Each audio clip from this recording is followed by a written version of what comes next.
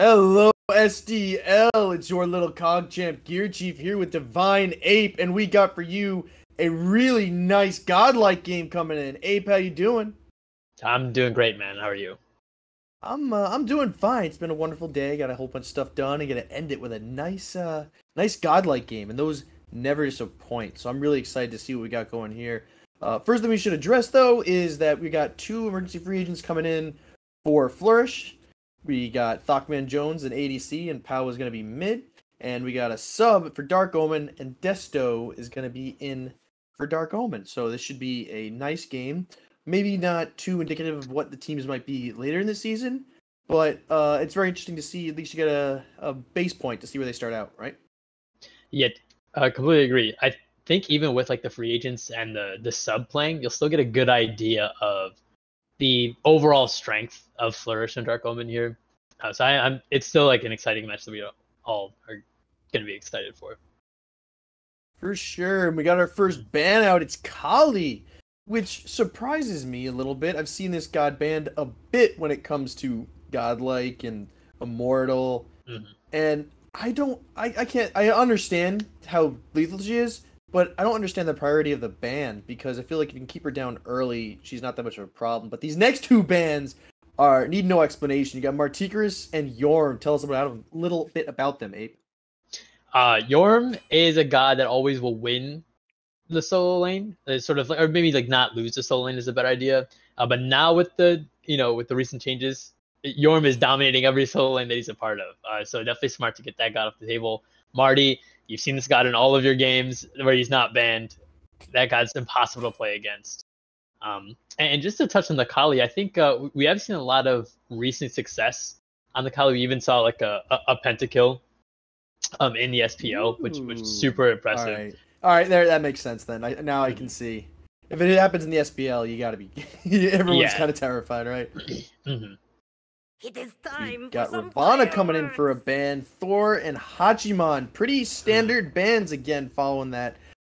Ravana with the new bruiser meta that shield he gets is just hard to chew through. Hachiman's just been a staple in the dual lane, and Thor's a menace wherever he goes. So can't fault them for that. And our first pick coming through, Baba Yaga, very smart indeed. With that Karen's coin, pathetic, and any other stacking item, she's just a must-have. Her damage is colossal. Then we got Sun Wukong coming in for solo lane, which has also been a staple in the solo lane. Yeah, and Yamoja is another smart pick here with Baba Yaga locked in first. Obviously, super strong god. Definitely, warrants picking top 3. But what you want to see from Dark Omen there is to pick 2 gods that play really well into Baba Yaga. Yamoja and Sun Wukong both do a really good job of just like pushing the Baba Yaga out of position and forcing her to use her only escape. So really smart choices from Dark Omen. On the flip side, we see Horus locked in for Flourish, and I wonder what else they're going to grab here. Horus is definitely one of those gods where it's a sink or swim type god, because he has a lot of CC, but most of it's really single target. So if you can take advantage of what the Horus is doing, then one person's not going to survive, then the next, and the next, and it's just going to be consistent knocking down of the dominoes. But if you can't really work with the Horus, then he's going to die, and then you're down your support, and that's just it's not a good time. So it's very interesting to see how this Horus is going to be, especially with that ultimate too. I've seen it used in so many creative ways, and it's one of those things where it's so much fun to seeing how people use it, whether they're swapping Phoenixes, pulling a bait here or there, and taking their whole team across to really engaging. So it's always fun to see Horus. Coming in, though, we got some more bans. Serket.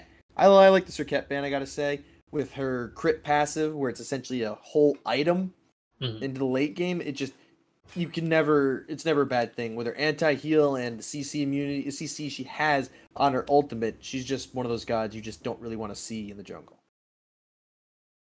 Yeah, Serket is another god similar to the Bakasura, which you see Flourish ban out. That has been building, crit in the jungle and just killing people, whenever they feel like it. Just jumping on them. Serket has so much damage in her kit already, and then on top of the crit that could possibly happen even early, it makes her really hard to deal with. as we see 2 more jungle bans all around. You can tell what role's doing really strong right now. As we see what Robin, Neja, Baka, Thor, Susano, Serket. That six jungle bans. It is crazy. It's definitely a strong meta for jungle right now. If you're considering that Ravana jungle, it's more 7 because we got 4 on the side of Flourish, 3 on the side of Dark Omen. But not wanting to waste their opportunity for maybe a pick they like, a Willix, which is actually going to be a good pick coming into a Sun Wukong and a Yamoja. Those Riptides are going to be a big problem for anyone trying to get away and will get caught in a Willix pull. Or use Sun Wukong, throw him over his shoulder with a nice little an Oxen. Then we got Shiva coming out too. And just to touch on the Willix, is even smarter pick into the Horus, who's going to try to be like leaping away using his 3, as well as the Baba Yaga, who's also going to be leaping away. Those both can be pulled by the Willix ultimate. Does you're talking about the healing dash, right? For yes, yeah, it does count as a leap. That's a leap. You know what? I guess that makes sense. You can go through walls, right? So that's interesting, honestly, because I've never seen the interaction happen, so hopefully we actually get to see it coming in. Flourish is going to lock in their jungle ban. It's going to be a Daji, which I like because you've got a lot of gods on Dark Omen who don't really have inherent CC immunity. And if they're looking at this Ola run, that's going to be 4 gods that don't really have CC immunity. Yeah. So you get knocked out in that powwow, then you got to burn those beads, and then you're just a sitting duck for Horus or Shiva. Yeah, it's going to be really tough for... I see both teams have sort of like counterpicked, the other gods that they've seen. So it's actually it's fun to see because you'll see, like, obviously you have the Willix interactions that's like tougher Flourish to deal with, but then you have like the Paolao and Shiva who aren't affected at all by Oloran's like sanctified fields. So you actually have a lot of like counters within like the counters of each other's drafts. So really smart drafts from both sides here. I personally think that Flourish has come up with the better draft. I just think odds like Daji in the jungle, has been really strong recently. Rama's one of the strongest hunters in the game. We haven't seen Oloran perform insanely well against like the current meta of hunters. So it's going to be interesting to see who comes out on top.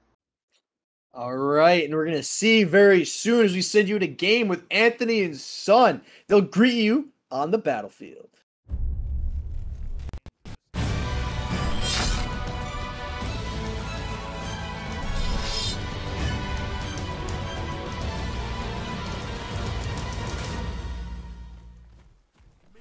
Hello, Smite Draft League. We've got Godlike in front of us, and it's Flourish versus Dark Omen. My name's AnthonyMalum, and I'm joined by Sun. And Sun, but even with the subs, this is a powerhouse matchup. Yeah, absolutely. A lot of big names here in this matchup. And gotta say, this is a great way to start off the Godlike division for this being a week 1 matchup. And these teams are definitely drafting. You can already see a lot of counters coming out just based off the drafts alone. I mean, you can see Swagga, one of the big names for over on Dark Omen. He was one of the first players drafted in the league. But actually, there's a big contest here in mid. A big contest and a big first blood. Desto finds IbbaWasTaken. So first blood for the substitute for Dark Omen after a very quick fight breaks out in the mid lane. Utilizes the blink from Swagga. So big pickup for Dark Omen, and I like that. I mean, you're against 2 subs like we talked about. Both POWAAAAHHHH and ThockManJones are both pulled up from Immortal for this set. So kind of establish yourselves early and really set that presence of you're not to be trifled with. And oh no, an archer death in solo for solo kill for Jibuno / Snoozism from last season, picking up another kill. 2 now for Dark Omen right away. Yeah, I gotta say, that wasn't something I was expecting to see, that kill coming out so quickly for the mid lane on Dark Omen. But, I mean, when you're looking at these 2 gods, it might just happen back on them now. Swagga doing his best to survive against Ibba. POWAAAAHHH with the blast off, but the blast off was jumped from Swagga, but he will fall down, and Baba Yaga will get the credit, managing to save Daji. It was close. The feather step was perfectly timed on that blast off to avoid dying, but just didn't have enough follow-up damage afterwards. And We're not even 2 minutes in. We have 3 kills, so we're off to a blazing start for a Godlike game. Yeah, a little bit questionable as to why Swagga decided to up down right there on Summon Suku, but instead of trying to get away with it, maybe looking to get a kill and thinking that gonna die regardless, and so might as well try and trade life with Ibba, and might still be getting a little bit hungry here, already back in the mid lane. Goes behind Power, Feather Step catches the blast off. Power low, but not dead yet.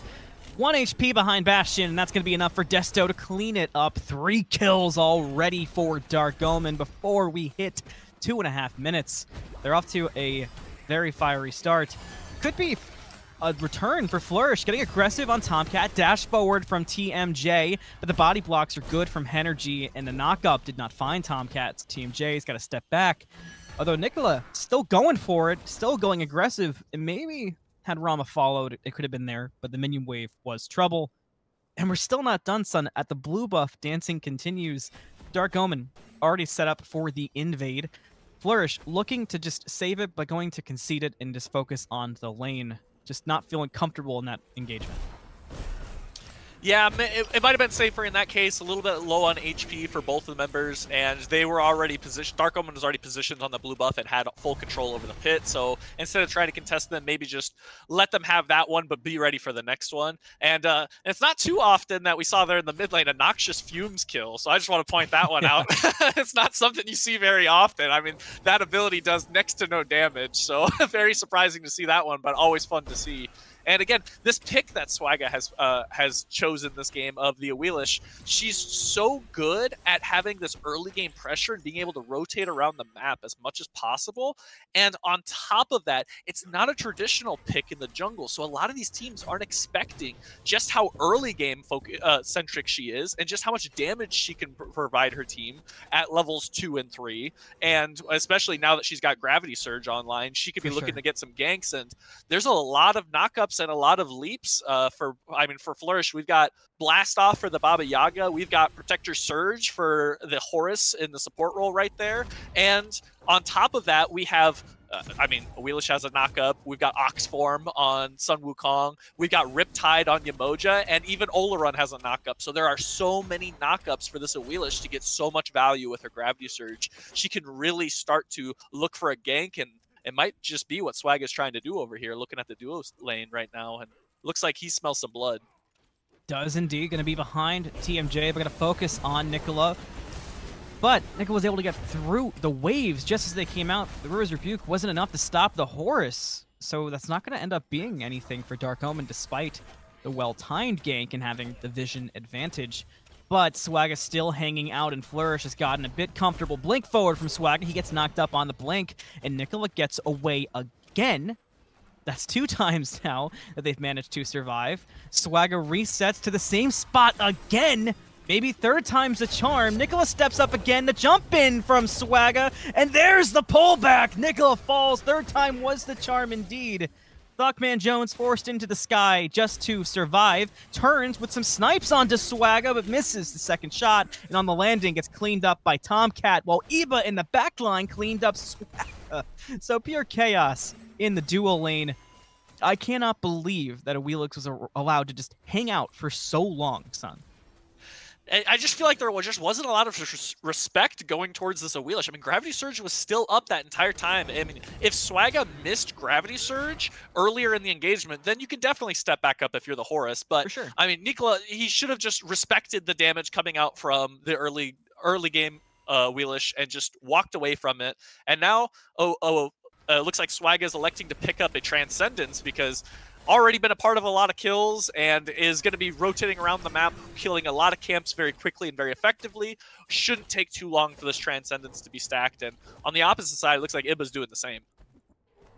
6 minutes, 2-5 currently. Flourish versus Dark Omen. Gold lead is fairly noticeable for Dark Omen for being just 6 minutes, 21k to 19k. And you talked a lot about what the Awilish brings, the amount of knockup availability that's there in response to leaps, but also to talk about what DivineApe said on the desk. There's a lot of answers for the Baba Yaga, who has been significantly strong so far this season. So they have the favorable matchup. They have a great pick with a lot of cohesion behind it, and they have a favorable matchup into the mid laner. Jibuno in a bit of trouble against Anime, so your response might have to wait. He's still hanging out. Somersault Cloud available and gets the Ox just in time. I was getting a little nervous. It felt like he was really hard committing to that engagement. Still had the ultimate, could still play it incredibly safe. I mean, if Anime decided to use the Shiva Tandava ultimate in order to try and get that kill, the damage wouldn't have come out quick enough this early in the game and wouldn't have gotten that kill. TMJ and Ibba going aggressive, chasing Swagga out of their side of the map. Henergy was there, which made it clean for Swagga to get away, but now there's a split, and POWAAAAHHH gets stuck in between the split and gets picked up. Home Sweet Home was used, but it was too little, too late, and Desto will get the kill ultimately on the Baba Yaga. And the rest of Flourish will look to just back away. Dark Omen gets the better of that engagement, and now they're going to be very aggressive outside of Flourish's jungle. They're just getting the shield for now, but that puts Flourish in an awkward spot. Again, kind of going back to this Awilish pick, I know I've been touching on it a lot, but again, it's the early game, and this is a guy that we don't see very often, so I think it's important to talk about it, but that might actually need to wait. Desto was able to get away from the POWAAAAHHH. Ibba was able to survive despite being in such a bad spot. A lot of it due to how much damage was put onto Desto.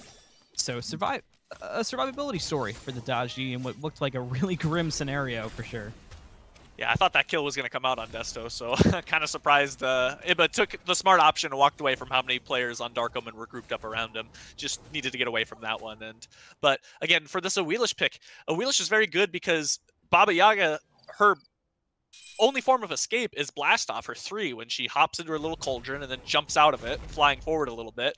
And Awilish has 2 different ways of being able to interrupt that. Both Feather Step, when they're charging up before they leap on the blast off, will interrupt that and cancel out the ability and put it on cooldown. And when you're in midair flying through the air, you can gravity surge and pull them right back to you. And so this Awilish pick is also just an amazing counter for this really strong mid laner that we've been seeing so many teams elect to pick here in this first week of SDL. And so a really great counter pick that Swagga has chosen to take for his team this game that not a whole lot of other teams are really thinking about. TMJ getting very aggressive with TheTomcatt, which is impressive to see, but that does leave a lot of room for ganks, especially in the Godlike division.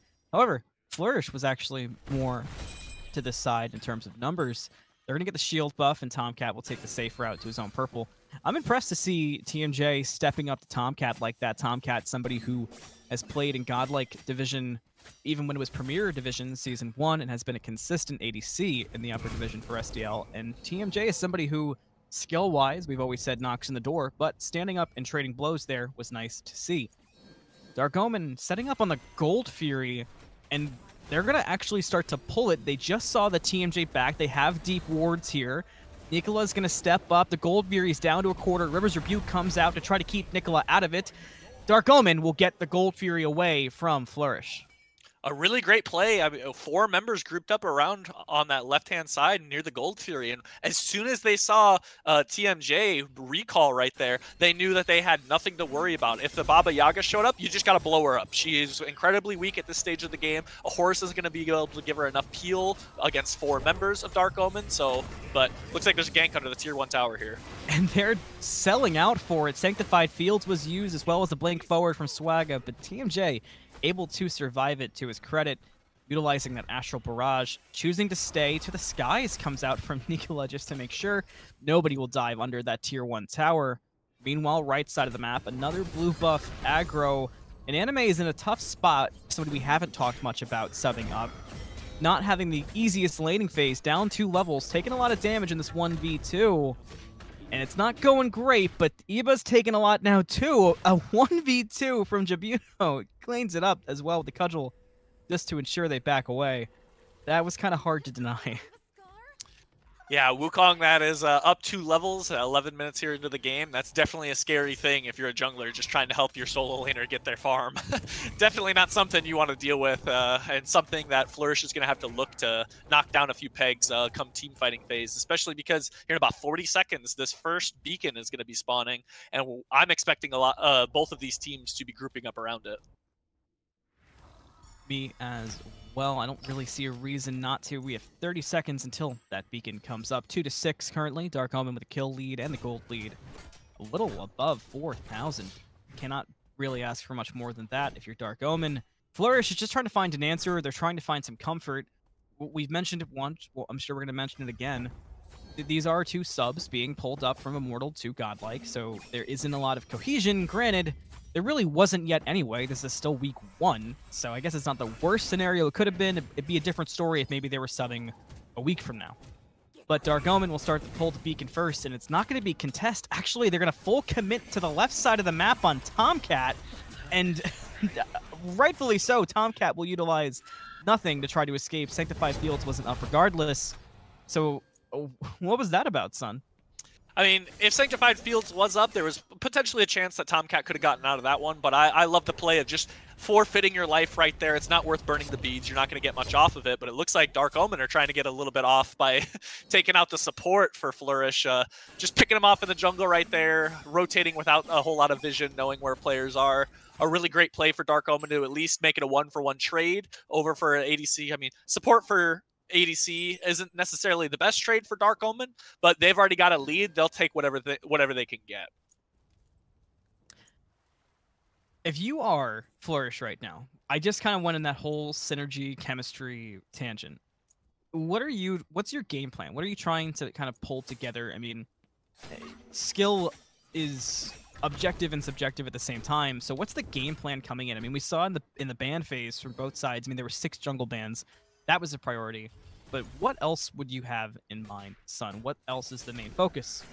Remember that question, because you got to wait as another blue buff invade happens, but this time Anime secures it away with the help of Ibba. And more rotate over. Nikola follows as well, gets aggressive onto the Sung Wukong. Dark Omen at the police here. Gravity Surge pulls back Nikola, and that'll be all it wrote for the Horus. Swagga will get the credit. 2 kills for the Awilix so far. You could just see in Nikola's eyes right there. He desperately wanted to get that Protector Surge off to leap to a friend and just unfortunately could not do it. The CC lockdown was just too much coming out from Swagga.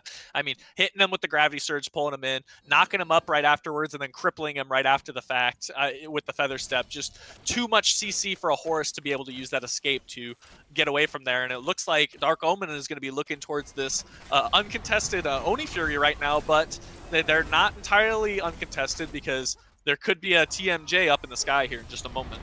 Actually, not getting up in the sky, going to step up with basic attacks, but Dark Omen will get the Flourish despite TMJ's best efforts. Did not use that ultimate. Went for the basic attacks instead. Interesting approach, but it didn't really work out poorly. And now TomCat gets stuck by the shield buff, and there's that ultimate from TMJ. But TomCat doing quite well in the 1v2, forces 2 ultimates, just now drops, and that bought time for Swagga and Henergy to both get on over. TMJ will try to kite for Ibba, but gets pulled back in the Riptide, but Swagga had already committed to stepping away. So it was close, but it's TMJ just surviving in weird spots, making weird calls, and TomCat making a really good play to almost survive. Yeah, definitely almost had it with that one. A really nice Aegis play coming out, but unfortunately just was not enough for TomCat to escape from that one. A little bit of pressure over there. It seems like Flourish is really trying to get TMJ feeling comfortable stepping up here to the Godlike division since he subbed in, and they're putting a lot of pressure over on the duo side, but I mean, Swag is putting just as much pressure across the rest of the map. We've been seeing these consistent blue buff invades. He's been consistently on that left-hand side of the map and still putting his face in that mid lane right there. But IbbaWasTaken is doing a really great job of keeping up in the farm game and still getting some kills to his name as well. I really like keeping TMJ in it. TMJ is somebody who skill-wise has always been able to compete in Godlike. We're just seeing it now, and you get the added benefit of, yes, you're keeping him comfortable and safe, but you're also giving him the ability to play way up to the best of his potential. Anime a bit low, going for the blue buff, secure and protection.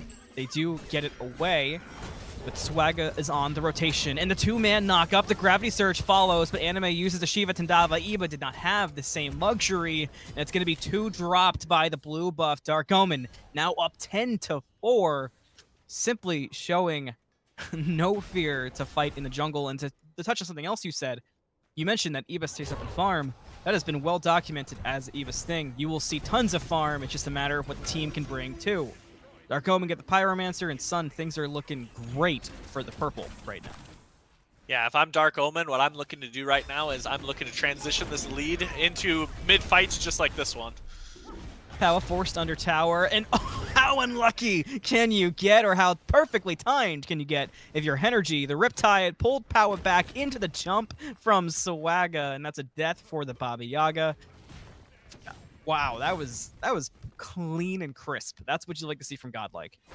Yeah, absolutely. And one thing that I've also noticed as well, coming in from Henergy over there on the Yamojas. Oh, actually, Nikola stepped up a little bit too far trying to defend that tier 1 tower, but that one had all 4 members of Dark Omen's names on it. Everyone except for Tomcatt, who was on the left-hand side of the map, wanted that tower. So unfortunate, stepping up a little bit too far, but cleaning up a nice tier 1 tower and just another support kill to add to the ranks for Dark Omen, extending their lead even a little bit more. But going back to what I was saying about Henergy's build, oh, I guess not. Never mind. It looks like it's going to be a Lotus Sickle being locked in for the build right there. But regardless, really nice to see a little bit of a lead. I mean, for the most part, Nikola's doing a really great job. 0-4 right now, only 2 levels down, about a level and a half down, actually. And has 2 stacking items going right now. And as soon as they get both those stacking items finished, it'll be really good for him. But looks like Jibuno needs to escape this gank. Somersault Cloud has been used, Ibba and Anime both there, but the Somersault was enough for them to back away. That's another thing we always see. Anime and Ibba are a for sure unit. It's been undeniable. That's 2 seasons now we're going to have seen that in a row, and they hang out a lot. The second beacon of the game will be uncontested again by Flourish, just choosing they have no interest into those beacons and dying for it. 18 minutes, 4-12, Dark Omen with a 8K gold lead, playing no games as well. Yeah, it just seems like once they got the gas in this game and they really started to take that lead for themselves, they've really just been on top of all of their timers and being everywhere that they need to be. But looks like AnimeCEO does not want to be here. Not allowed to be in your own jungle. Knocked up by the Ox, and the Gravity Surge brought him back, but they can't follow all the way under the tier 1. They do back up. Ibba has been in the back, trying to kill Desto, forced into POWAAAAHHH. Could be in a bad spot on landing down below half health, and Swagga and Henergy will run him down. They're cut off by Powa and Nikola, but Powa may actually be the one caught out after playing linebacker for the Daji, and that will be the case. Jibuno gets the credit. Killing spree for the Sun Wukong. It feels like Flourish is not, I would say, from my perspective, Sun, and I'd like you to obviously kind of clean this up for me, they look a little uncomfortable, and they look a little rushed with all their plays. Yeah, it seems like they're... What I would think if I'm getting in the player mindset for Flourish is they're saying, hey, can you be at my blue buff on the respawn timer? And then it's a little bit of a wait, and then Ibba's like, yeah, okay, I can be there. But the comms just seem like they're not as quickly as they need to be, and so a lot of these rotations are coming in a lot slower than they should be for the team. And maybe that's something that they've got to be working out here, since it's, I mean, just week 1 of SDL now. And so they're still trying to get their footing and really get to know each other's play styles. And I mean, you got 2 subs on the side of Flourish as well. I'm sure if they had any scrim practice before this set, a lot of that didn't necessarily get to be really ironed out, because again, you've got 2 subs and people that you didn't practice with. And so it's just something that's a little bit unfortunate, but they seem to be doing the best that they can. This game might be a little bit of a wash at this point if Dark Omen can really start to continue hammer this down. A 9k gold difference right now, 11k XP differential here 20 minutes into the game, and it looks like this tier 1 tower is just gonna have to be forfeit as well. I mean, TMJ is just gonna have to walk away from this one, and if I'm not too surprised, there'll be a Fire Giant call here in just a moment as well. More aggression on Sun Wukong and solo. So much focus has been put on the Sun Wukong. They're all inning, and they're leaving room for Swagga to come in the back line. By the time Swagga got there, Ibba had already walked out. But for once, Flourish is actually turning this fight on its head, despite what looked bad. But Ibba had already disengaged, so the damage done to Swagga can't be followed up on quite yet. Ibba blinks forward to try to make the most out of what was created. On Desto, forced into the POWAAAAHHH, already low from the lane fire, gets the pull in on Desto and gets the kill onto Desto. Now just Nikola back there, gets pulled in by the Gravity Surge, and that'll be all she wrote for the Horus. So Swagga still manages to come away from that with a kill. That was That was a very awkward fight. A lot of it had to do with the disengage and re-engage of Ibba, but I guess we're still not done because Sun Wukong is sprinting at Flourish, trying to bring Swagga up. Flourish has realized this, and they will choose to back up. A crazy back and forth team fight right there. I mean, a 4-man collapse coming in onto Jibuno, and this Wukong, it looks like he's been getting ganked all game, but I mean, if you look at the KDA, you would not be expecting that. 3-0-4 for the Sun Wukong has done a fantastic job of living through all of these ganks and all of these blue buff invades that he's been doing solo, maybe not with Swagga by his side on some of these, and he's consistently getting in, trying to invade these blue buffs and getting out in the lane, getting ganked by Ibba and getting out, and is doing a fantastic job of being able to live through a lot of these, what should be free picks coming out. And speaking of free picks, there might be a fire giant. And it looks very for free. POWAAAAHHHH, the only one who could have been close enough, but they're just going to choose to not contest if they even knew it was happening. The vision coverage is crazy. Ibba hanging out the speed buff, gonna awaken senses, but Anime needs to do the same thing. Shiva Tandava Forest caught out in solo. Full aggression comes out from Dark Omen. They storm the tier 2 tower in the solo lane, and they catch it out. Anime, and he gets put in the grave. Dark Omen just can do no wrong. 15-5, currently favoring the purple squad. Ibba waits around the corner for Swagga, gonna go aggressive, blink forward. POWAAAAHHH comes instantly to avoid the damage from Rainfire. Gets the pull on 2. Gets the pull on 3, but will only bring in 2 and has to walk away. Gets stunned out by Sun Wukong, dropped below half, and the Rainfire will clean it up. Tomcatt there as well. The number one thing Flourish has going for them is this Rama, and now split pushing as well, finds the tier 2. But Dark Omen, son, they're knocking in the door of Phoenix.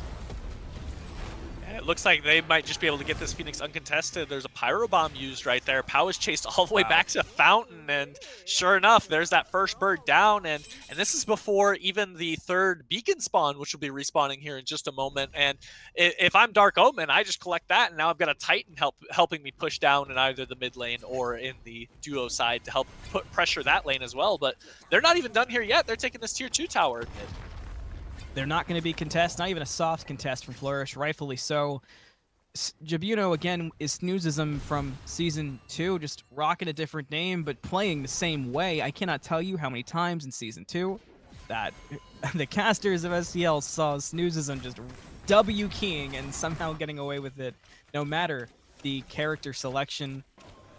Oni Fury going to go to Dark Omen. Again, no contest from Dark Omen. Just cannot step up to anything safe. And it'll be the same case with the Beacon. And Sun, you just talked about this. And coming up in 25 minutes, Dark Omen with 17 kills to Flourish's 5. The gold lead is borderline insurmountable for the next 5 to 10 minutes. Will now be running forward with Titans on their side. Yeah, here in just a few moments, those Titans will spawn. And kind of going back to what I wanted to talk about a little bit earlier when looking at the Yemoja build, elected for the Lotus Sickle, I wasn't quite expecting that. I was expecting this item right here, the Bewitched Dagger coming out for Relic Dagger, one of the glyph upgrades that a lot of support players have been eyeballing recently in SDL. And this item reduces the attack speed by 25% of all enemies within 55 units of you. A lot of these players have been electing to pick up this item recently, and has been seeing some really great value coming out of it as well. So I'm really glad to see that Henergy was elected to pick this up after I was expecting, because again, went for a Lotus Sickle first. We can see, Sun, that everybody in Dark Omen is looking at that left side while the Titan pushes mid. Only thing that concerns me is how aggressive they're getting, because they still have to kill the Titan in mid lane to end the game.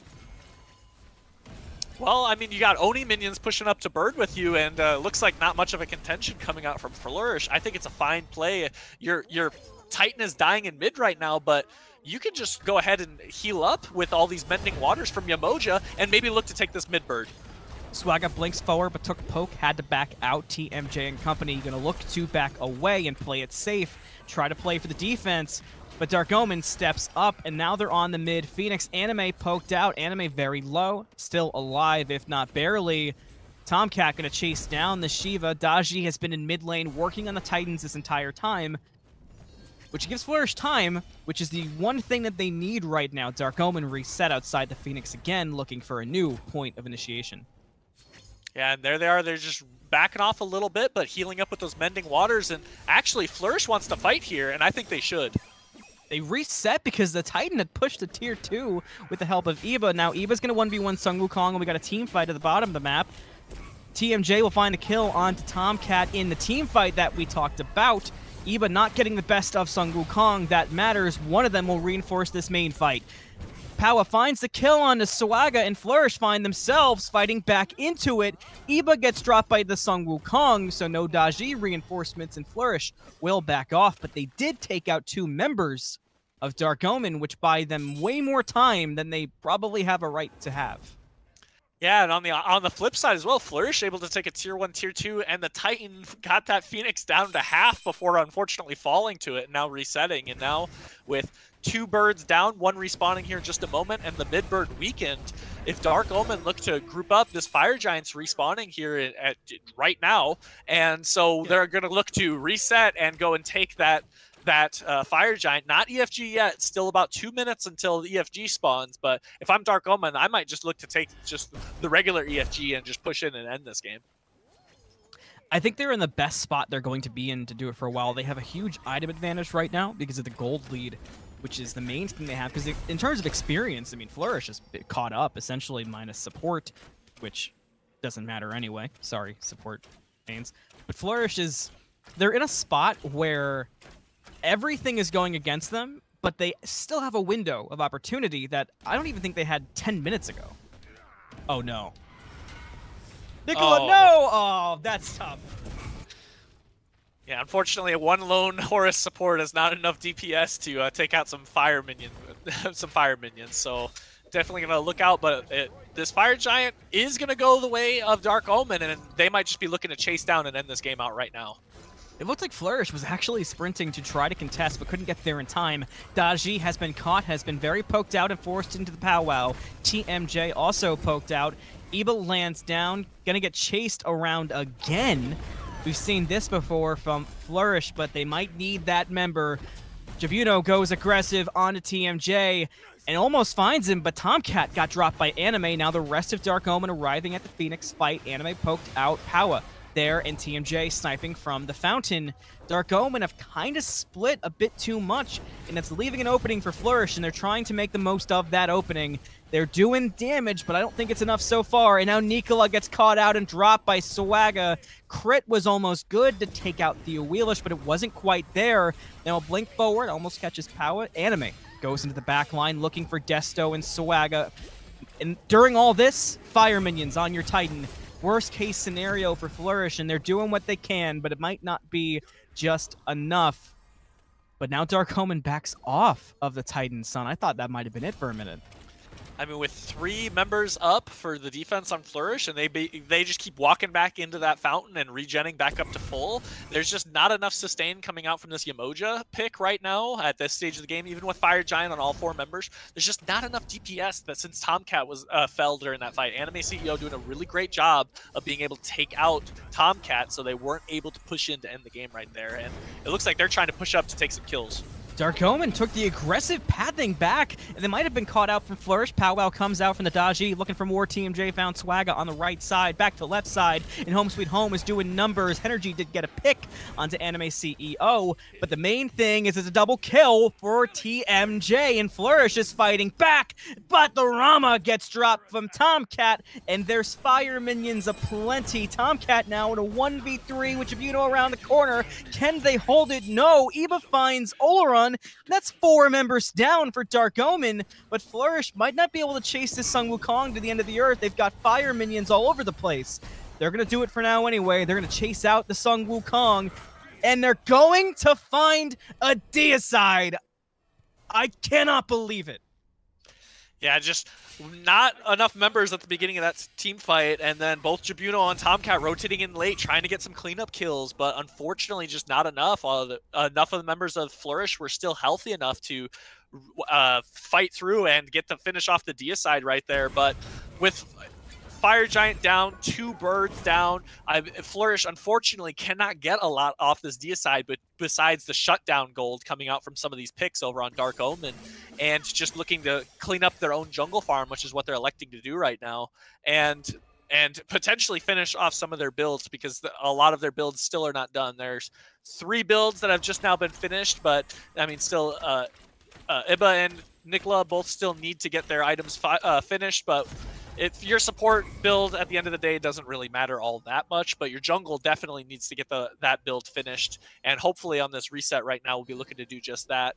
Dark Omen looking to take another Pyromancer for themselves, and a little bit of contention coming out from Flourish. They definitely feel that they can fight at this stage of the game, and again, we just saw a Deicide come out of them, so I'm all for it. They should be stepping up, trying to maybe contest some of these objectives. Credit where credit's due, and I'm going to even tap myself on the back for pointing it out early. TMJ is doing more than playing up to this level. We've only seen the damage really go crazy in the last few fights, but man, has it mattered, and that's not good for Flourish. Ibba may be caught out and picked out. Lands from the powwow. Sun Wukong goes aggressive, and rain fire over the wall is enough for Sun Wukong to clean up. IbbaWasTaken, and now they have an opening. They've dropped the jungler, and Dark Omen are going to take that opening. They step up. They're already at the Phoenix. They're following Henergy and the Sun Wukong in, and they're going to all in after it. TMJ gets knocked up in the back. TomCat cleans up Anime in the front. And Flourish down to 3 members, son. Throne room being stormed by Dark Omen. They've got a Fire Minion wave. They got Sanctified Fields, which might be the best ultimate for this moment. Flourish will do all they can at the end, but all they can just was not enough. Dark Omen take game 1.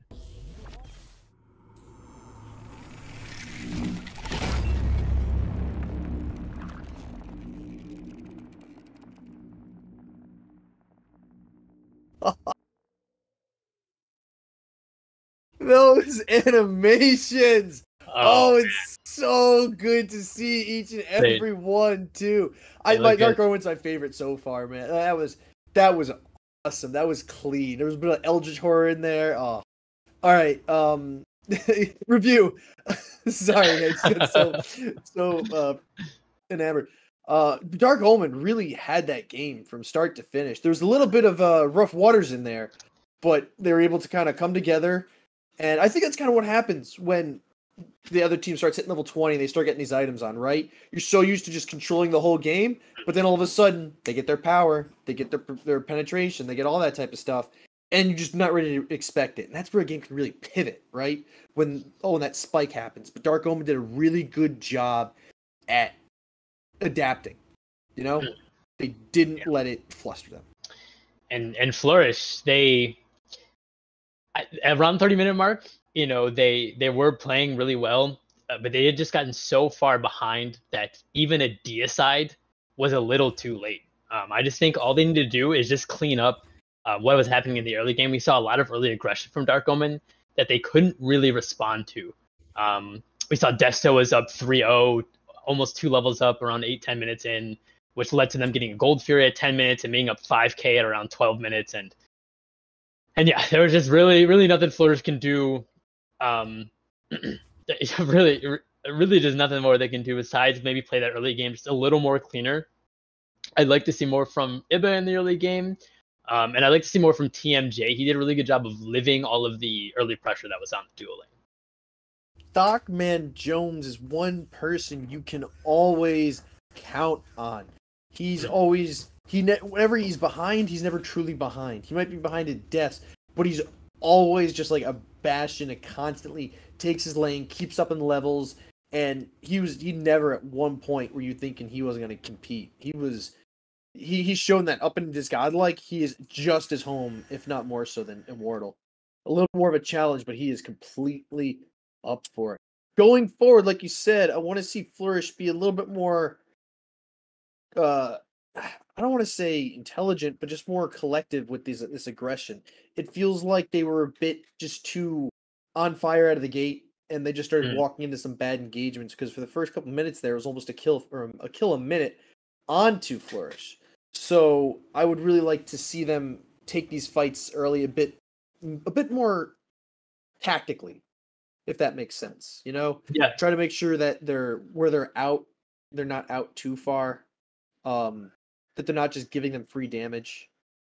So that's what I'd like to really see coming out of Flourish for this next game. Going into game 2, we got our first ban, and of course it is Marticarus. As it should be. Yeah. No, but Marty's got to go. Character's too strong. Hopefully we'll see like potentially some balance changes soon, or maybe even like item changes to help. But that character is just so difficult to play against. And you'll hear us say it all the time, his damage, his ultimate, which is essentially on such short cooldown, the protections, the damage.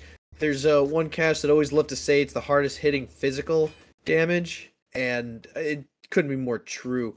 Rounding out these bans, though, we got Ravana, which we all know why is just such a good ban. You don't want to deal with them in the soul lane. But Flourish, they're starting to target Dark Omen a bit more directly. Not really these generic bans, but they don't want to see that Sunwoo or that Yamoja again.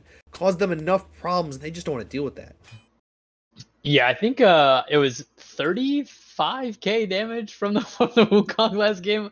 I said get rid of him too. Yeah, he was a menace. It was really tough to deal with. You saw him get the first blood due to the archers in the solo lane. Not really all on him, but not the first one, but the first solo kill in the solo lane. Yeah, so I'd say get him off something comfortable. You know, get him onto something else, because we do not want to see a display like that again from the Wukong. He was constantly in the enemy's blue buff. Dark Omen was fighting for each blue buff. They got it, but sometimes they just couldn't get away with it, which is just awkward. Coming out with the third ban for Flourish will be Gormungandr. Again, needs no explanation, but that opens up Thor for Dark Omen. And I'm very interested to see how Swagga is going to come out with this this jungle pick, because Thor is just, if he's played right, he's a menace. But you also run the risk of diving into a team and then yourself getting blown up if you're not prepared. Yeah, if I had to guess, Swagga's going to play this pretty aggressive.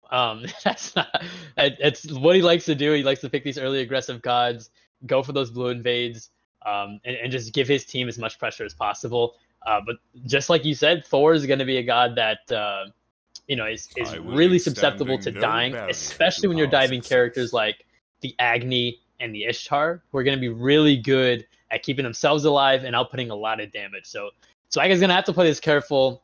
I don't know if he's capable of that, but he's going to have to try to not be as aggressive as he normally is. Either not as aggressive or got to be more aggressive. Delete them before they delete you is kind of what I'm thinking here. But with the awkwardness of getting caught with an Ishtar jolt, or just sitting in there in noxious fumes and getting stunned out of your mind, Thor's got to be a bit more tactical in how he does this. If he's going to be able to pick them off before they can use those abilities, or bait them out and then take advantage. Coming out, we have Ganesh and then Baba Yaga. We see Baba Yaga is just a great pick again. We talked on it, how she can just stack so freely, and it's just a nice time. In response, we see the Odin, which I'm very curious. I think that this was probably maybe a comfort pick. I could be wrong, but it feels like when you're going into a Baba Yaga who can hop out, a Thor who can teleport out or ult out, and a Ganesh who can dash out, I'm thinking they have to have some sort of plan for this Odin. It might be it's a comfort pick. Maybe they want to bait out all those dashes, so even when they're outside of the cage, they're in danger. But I'm very curious to see what Flourish has got planned. Yeah, I wonder if Flourish maybe try to go for an Awilix of their own for Ibba. I've personally never seen him pilot it, but Ibba is a guy that can play a lot of different gods really well, so I wouldn't. I'd still be confident. Smart ban from Dark Omen to get it off the table. I think Odin is going to be a god that forces characters like Thor and Baba Yaga to use their escapes defensively, which is where, depending on the rest of their jab, Flourish can sort of capitalize. Something like Ganesh dashes down, that guy's going to have a really hard time getting out. So Dark Omen utilize walls in the form of Yamoja, River's Rebuke, and now Flourish is going to try the opposite, or try the same thing, with the Ring of Spears. But now for final picks, Flourish picks Athena, which I always believe Athena is always in meta, because that taunt is huge. It lasts so long, it can reposition people, and then she's got the block stacks.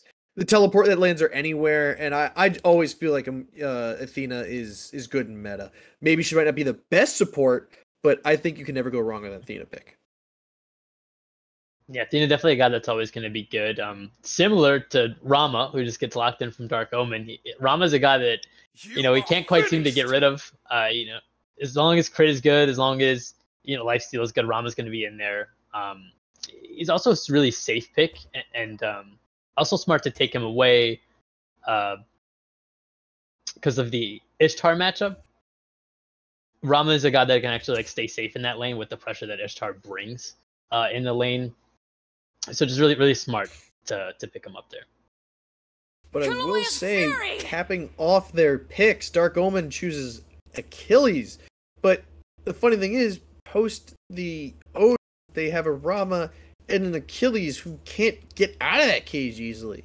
I imagine Rama might think that he can really pick apart the walls, but Achilles is stuck in. He won't be able to heal. So I'm curious what they have planned. If they're just going to disregard this Odin and think it's not going to be an issue, or if they think they can manage it out. Flourish actually think wins on the back half of Dark Omen's picks. Finishing out Flourish, we're going to get Pele, who is always a solid jungler, a lot of control. That ring knockup is huge. It's so irritating, so annoying, and it can really disturb an entire team fight. Yeah, and I think for the way they both drafted, I think this game it all depends on how Ibba's gonna play. The Flourish draft is so good in team fights. The only thing that doesn't fit in is the Pele. It doesn't really just doesn't synergize well with guys like Odin or Athena. But if Ibba is ahead and he's making these early ganks, then that doesn't really matter because he's going to show up with the rest of them fighting well, and it's just going to pop off. So I'm excited to see what he does on the Pele this game. And I even with that not super synergizing well, I still think they have a more well-rounded draft. I think the Achilles is a bit of a question mark into the Odin as well. So I think I think this matchup is going to be close. I'd like to see Flourish, come back after a messy game one. All right, let's see if Flourish can clean it up, or Dark Omen's going to close it out. We're sending you to game 2 with Anthony and Suun, and they will greet you on the battlefield.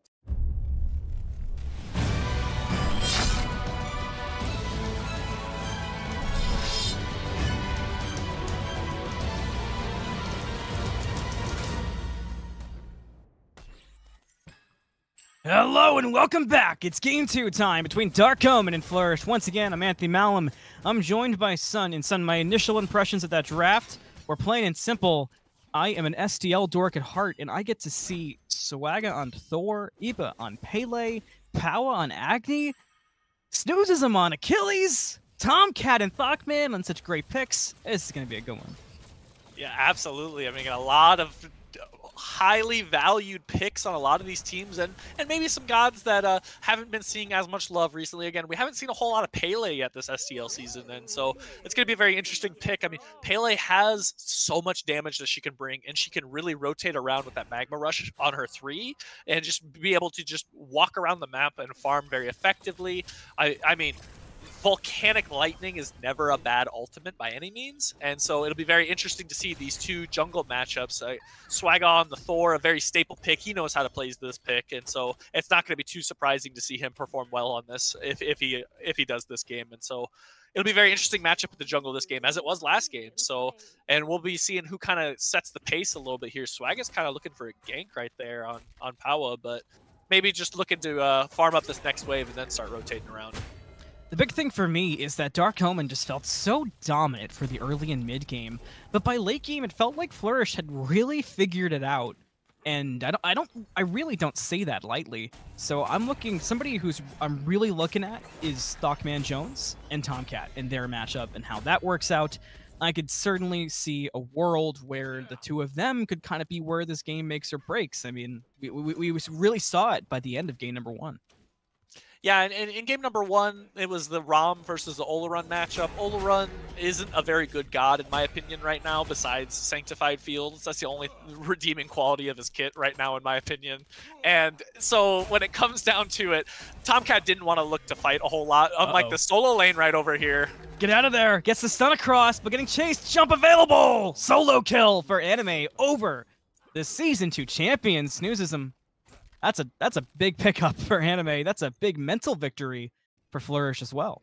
Yeah, and as somebody who likes to play Odin in the solo lane, I know all how much pressure you can really start to get over in the solo lane. Once you get to that first kill on Odin, you can really start to feel yourself a little bit in that lane and really put a lot of pressure on some blue buffs, and also start rotating out really early on, because you just insta-clear the camp so quick, in the wave so quickly as Odin. And so with that little bit of extra farm of getting that first blood and extra gold in his pocket, Anime is going to be feeling good in this game. And that's the key, realistically, across the board for Flourish, is just to feel good and feel confident. And like I was saying, a lot of that confidence and just pure comfort was really showing up at the end of game number 1.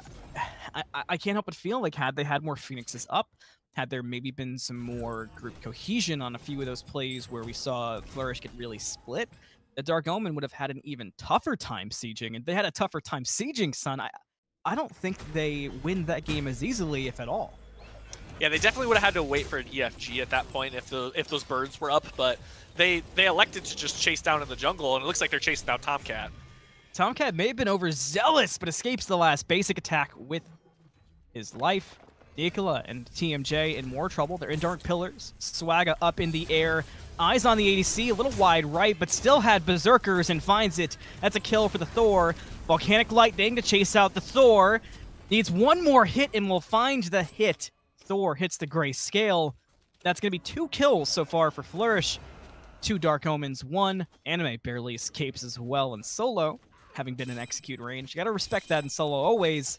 But 2-1 here at the start for Flourish.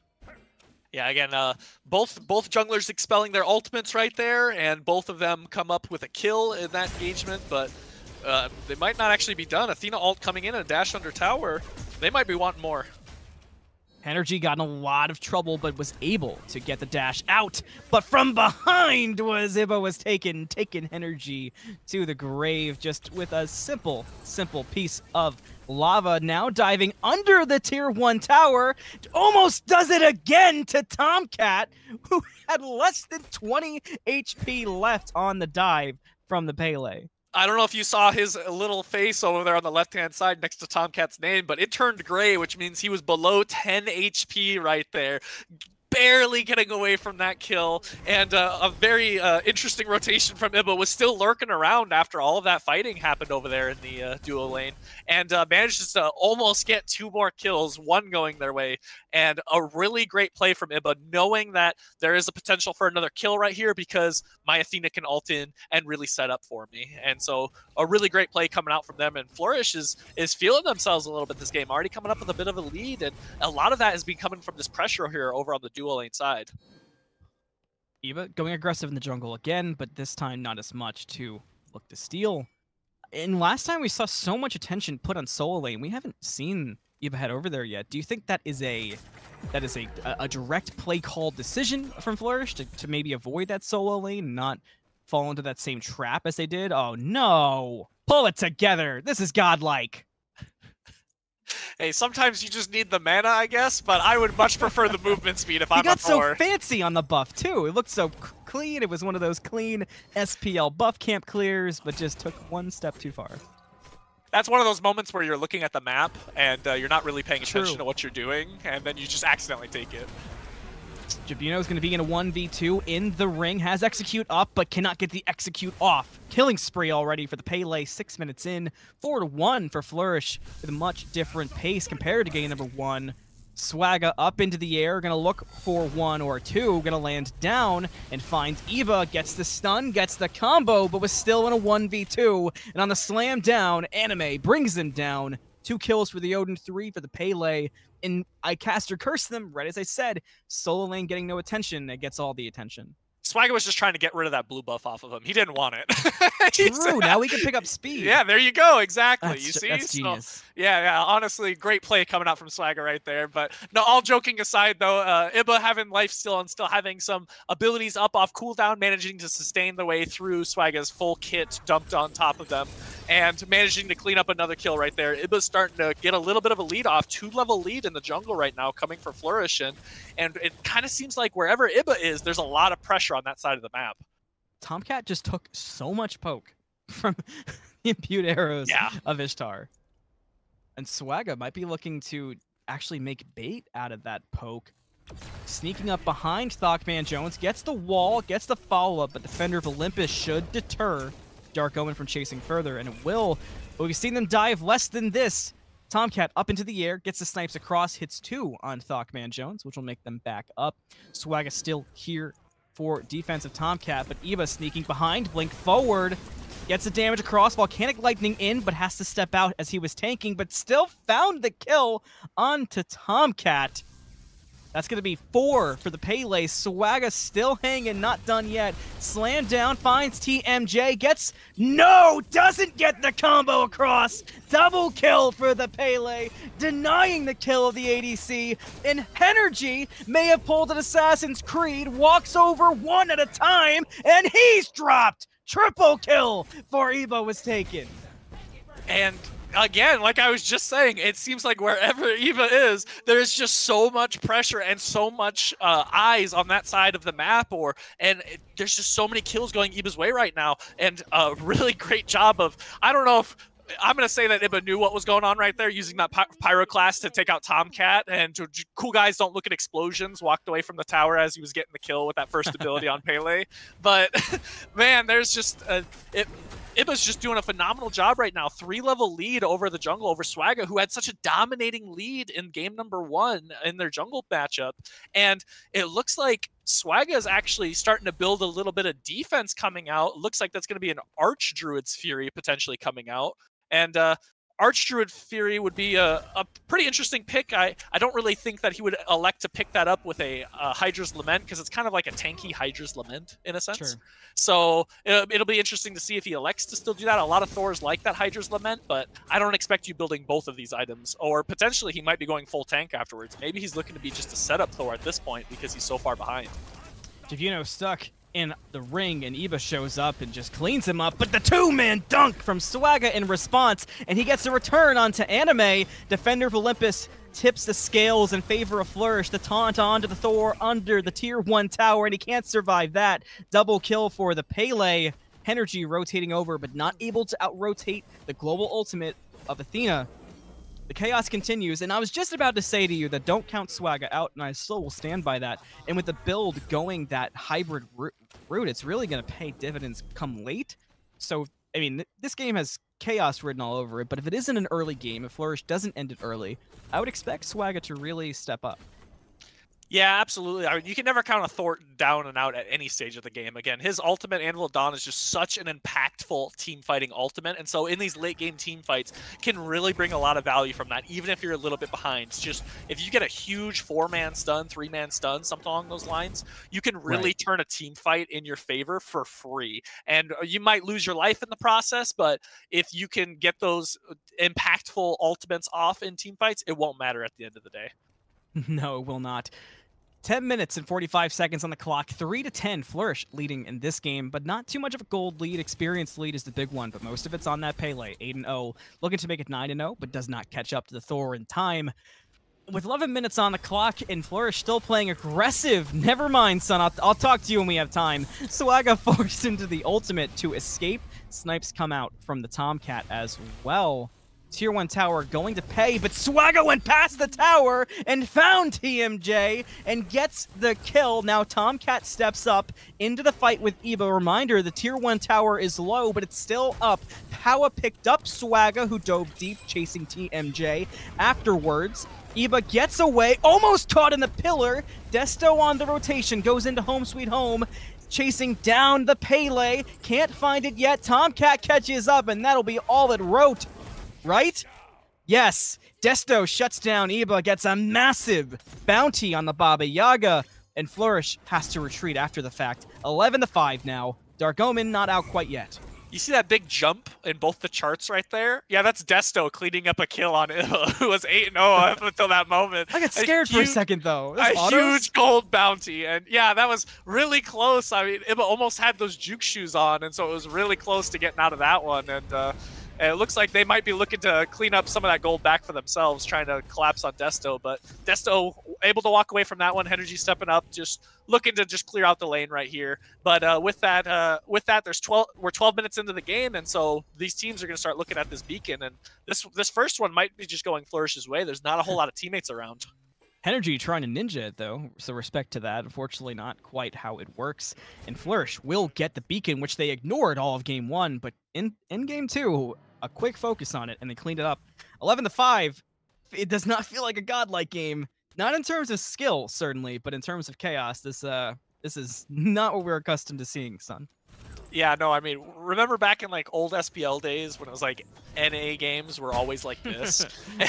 and now that we've got a lot of EU players, well, actually, AnimeCEO is getting jumped on, and oh, but the execute wasn't available quite when Jibuno used it, so Anime able to get away due to the presence of his health bar.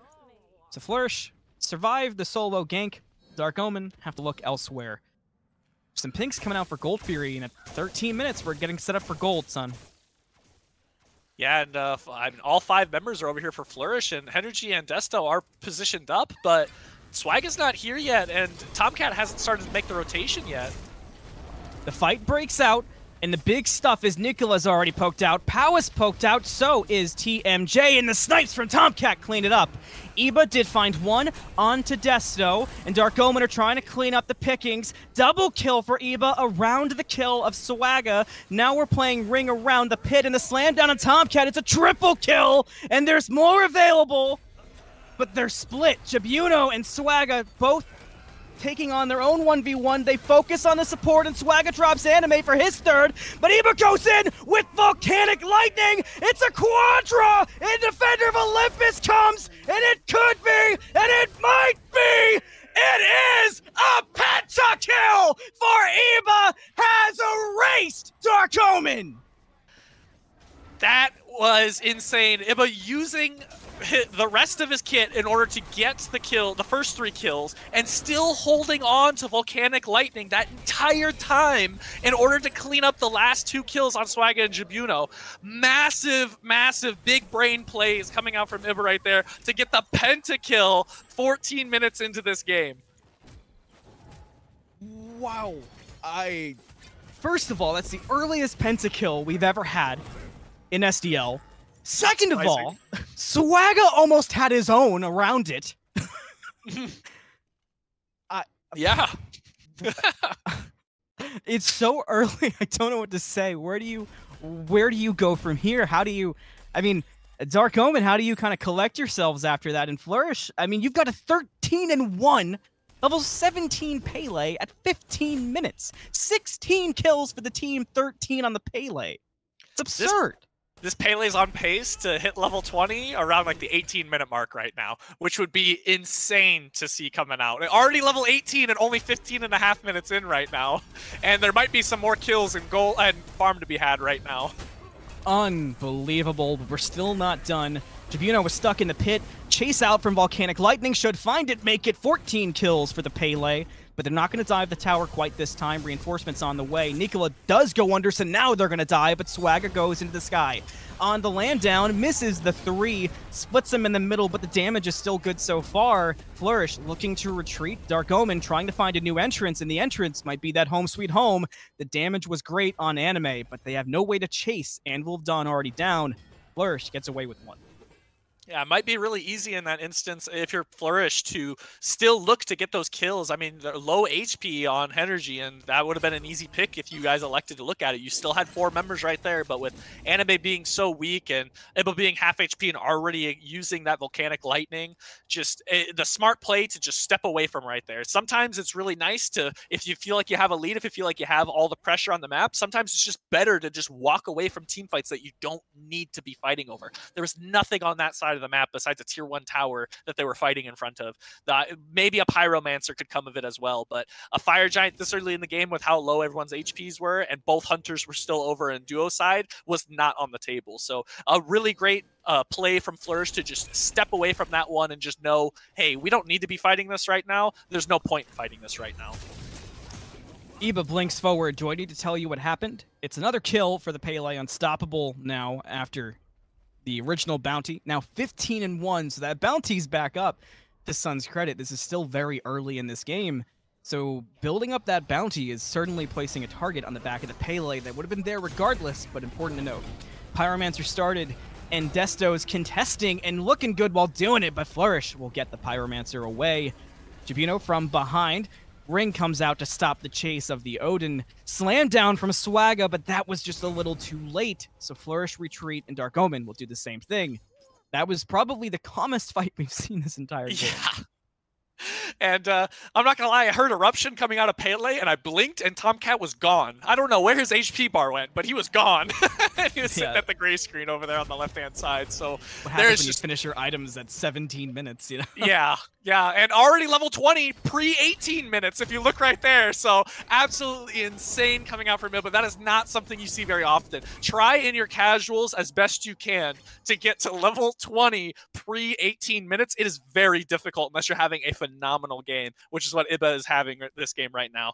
Around a 2,500 gold lead right now for Ibba and the boys on Flourish, but this might just all be on Ibba. You saw how much it spiked that first time over there around the 11-minute mark on the gold and XP leads right there. And so a lot of that was on Ibba, and Ibba has only continued to get more kills since then. 7 more kills since that first death, and that spike might just jump back up. So if I'm Dark Omen and I see that all of the eggs are on the Ibba basket, I know that I'm not down and out. Desto almost caught out in mid, but able to get away safely thanks to the blast off. Got a little bit dangerous, and as we come up in 19 minutes, you talked about the gold. Let me tell you about kills because they're ridiculous. It's 18-8 at the 19-minute mark. The fighting has calmed slightly, but what strikes me, we talked so much about Flourish, and I know I keep drawing attention to Swagga, but level 17, not as far behind as could realistically be the case when you're against a 15 and one opponent. But with that, we do have a pause coming out, so we'll send it to the desk and be right back on SDL.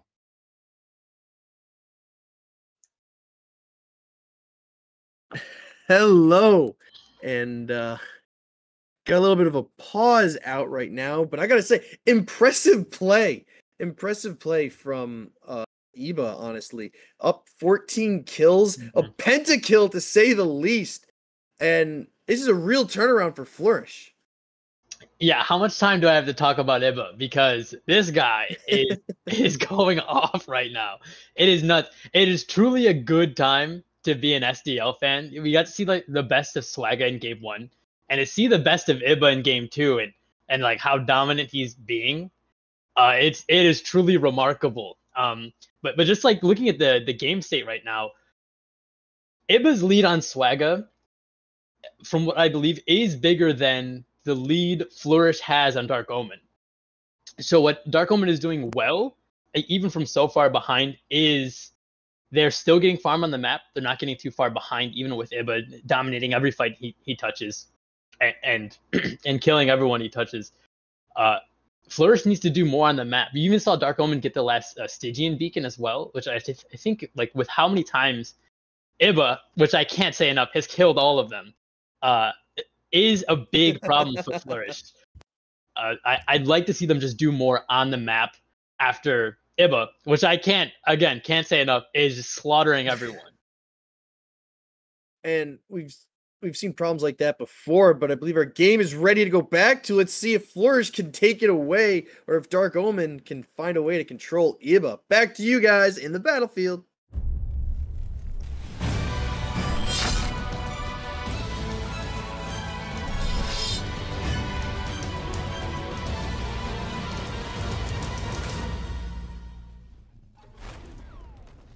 Thank you, boys. Looking handsome as always. And we're right in it. The dunk down from Swagga finds a home, but will it find kills off of it in the backline? Ibba's trying to continue the work, but can't quite get enough damage across this time. Got stopped by ultimates and dashes alike, and Dark Omen begin to retreat. Flourish look to aggress, but they don't have the man advantage. There's the ultimate from Athena, and the 3-man taunt brings them all in, and Nikola gets the credit for Henergy. TomCat trying to escape.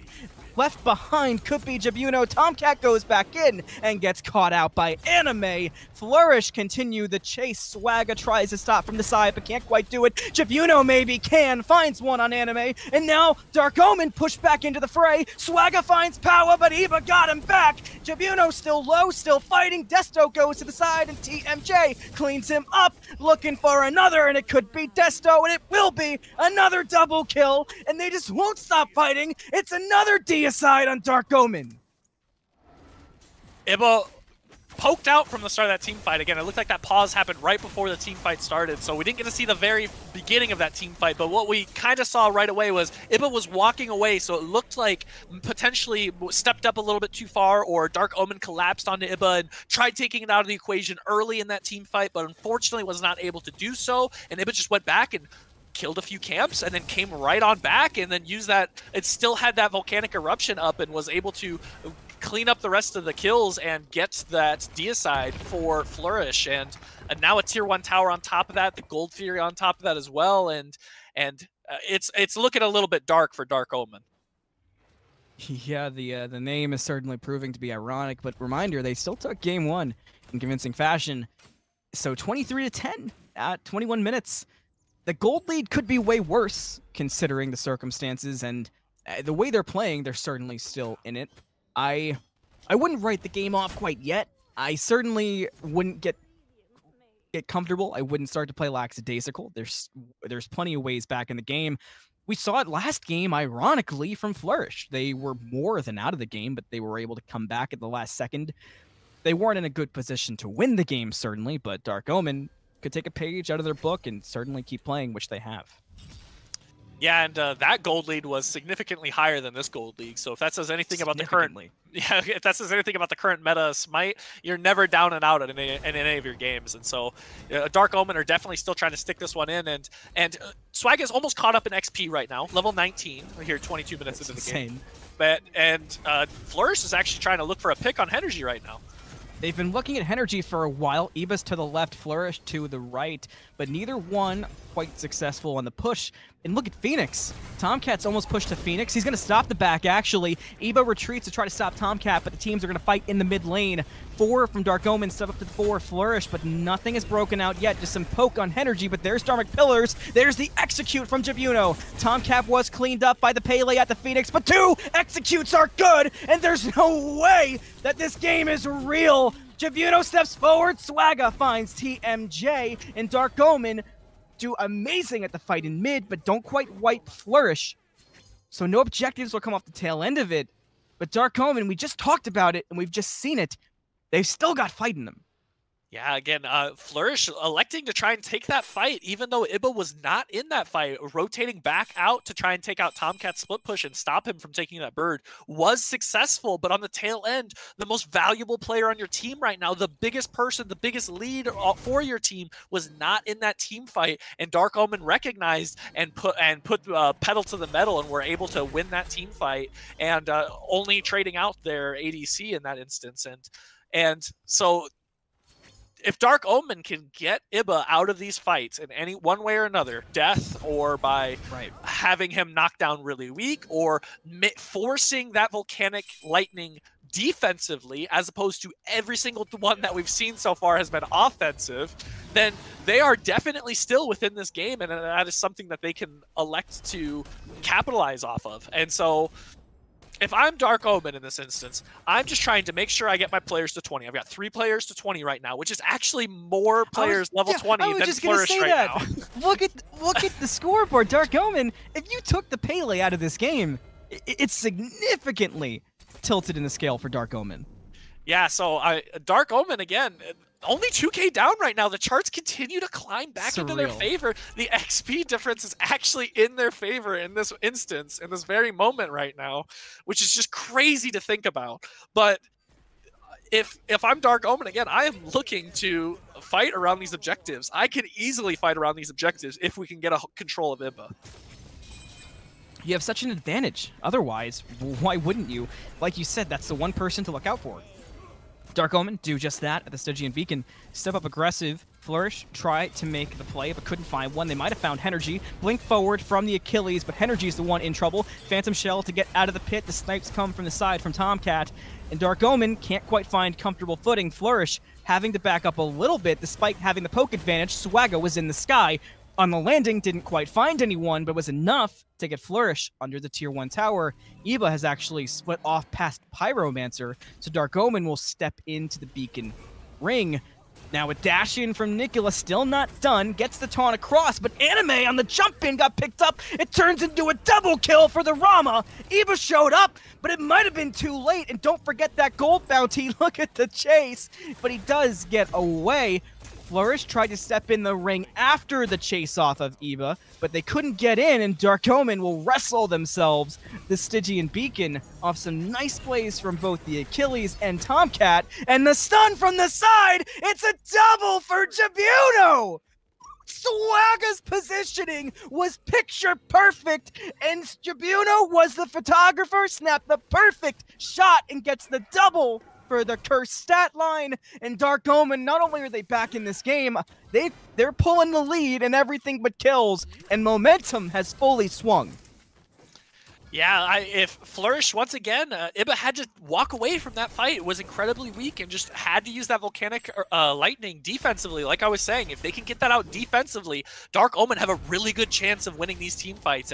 And with Ibba walking away from that fight, Flourish just needed to drop fully off of that beacon and walk away from it to let them have it, and then there potentially still could have been a chance to defend that tier 1 tower, but we're just a little bit too late to backing away from that, and unfortunately going the way of Dark Omen. Fortunately, if you are Dark Omen, and almost every single relic used for Dark Omen, and so they might be looking to maybe just take out this Titan right here and maybe reset and buy themselves a little bit of time so they can feel a little bit more comfortable.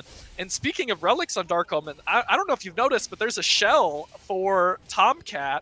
Want a team player, that's going to definitely turn into a Phantom Shell to help with these Odin cages as well.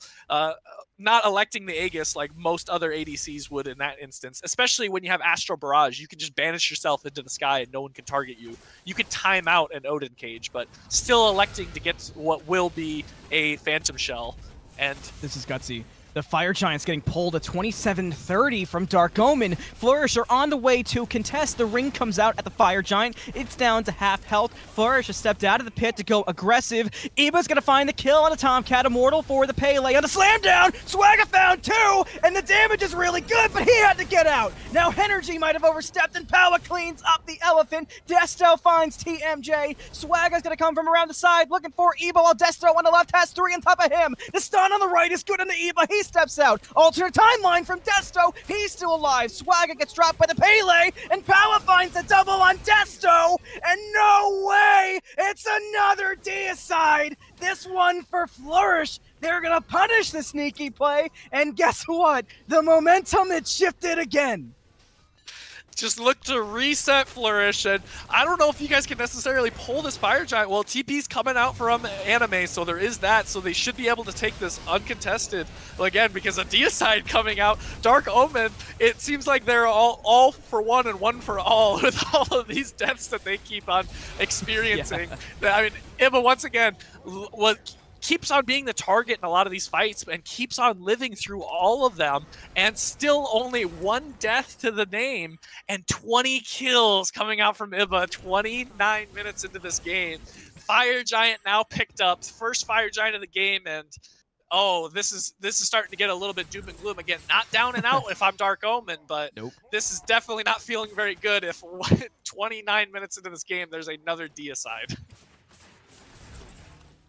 What a crazy game. I was just going to say, all right, son. Like you said, 29 minutes. It's 18-29. Flourish has the kill advantage at the moment. They've got the momentum advantage. But if you've been watching the same game as us, the momentum advantages could change second by second. Dark Omen just got to keep, like you said, all for one and one for all. And Flourish, they've got to find the center point. Tomcatt a bit early, looking for the steal of that Primal Fury. Will go the way of Flourish. Now the pings come out. They're going to look to chase down the Rama and maybe start a fight off the back end. A blink from Anime, but he's not going to find him in time. Oh, it was close, but did not get it. So we're going to split. We've got seconds of calm. Son, I don't got a lot at this point. I mean, what do you expect to see next? I'm expecting Flourish to use this Fire Giant as effectively as they can. TMJ, the only person without this Fire Giant, and Ibba looking to take out Desto.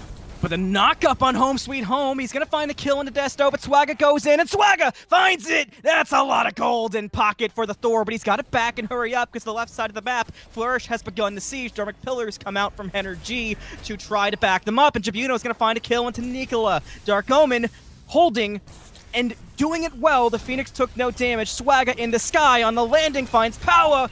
Gets the damage across, but Aegis was used. Chases down further, has to use the Aegis. Can't find it, will find it. Gets the kill on Powa. TMJ low. Jibuno gonna go for the chase. Has to go for the high side, but might not be able to find it. But TMJ took a right turn at the wrong time, and he gets dropped.